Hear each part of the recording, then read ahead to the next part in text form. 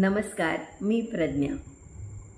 आज नवरात्राचा 5वा दिवस आहे आणि आपण नवरात्राच्या 5व्या दिवशी देवीच्या 5व्या रूपाची पूजा करणार आहोत। तर या देवीचं स्वरूप कसं आहे, तिचं नाव काय आहे? तिचं नाव आहे स्कंदमाता। पार्वती देवी तिचा पुत्र कार्तिकेय हिची माता, स्कंद म्हणजे कार्तिकेय। तर हे स्कंद मातेचं रूप आहे। सगळ्या आईंना हे लागू पडतं असं हे रूप आहे आणि त्या रूपाची आज आपण पूजा करणार आहोत। तिच्याविषयीचं मी लिहिलेलं वर्णन आता तुम्हाला ऐकवते।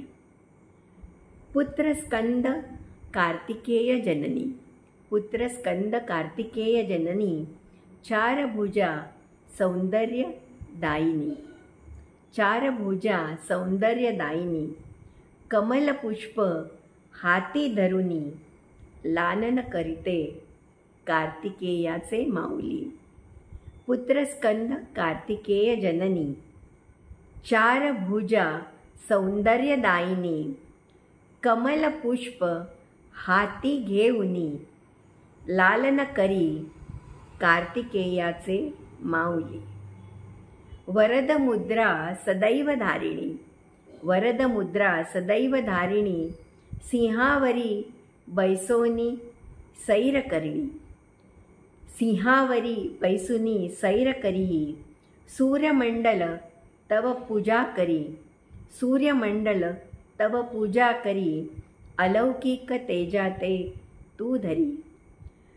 संपूर्ण सूर्यमंडळ जिची पूजा करतं अशी ही देवी स्कंदमाता जी सिंहावर बसून सैर करते, तिचं तेज अलौकिक आहे। वरद मुद्रा तिने नेहमीच धारण केलेली आहे म्हणून म्हणते वरद मुद्रा सदैव धारिणी, सिंहावरी बैसुनी सैर करी, सूर्यमंडल तव पूजा करी, अलौकिक तेजाते तू धरी। नमोस्तुते स्कंद प्रिय माते, नमोस्तुते स्कंद प्रिय माते, नमोस्तुते हे कमलधारिणे, नमोस्तुते हे कमलधारिणे, नमोस्तुते पीत वस्त्रधारिणे, ही पिवळं वस्त्र अंगीकारते, हिला आवडतं। नमोस्तुते पीत वस्त्रधारिणे, कार्तिकेयासह तुझं मी नमस्कारिते, कार्तिकेयासह तुझं नमस्तुते।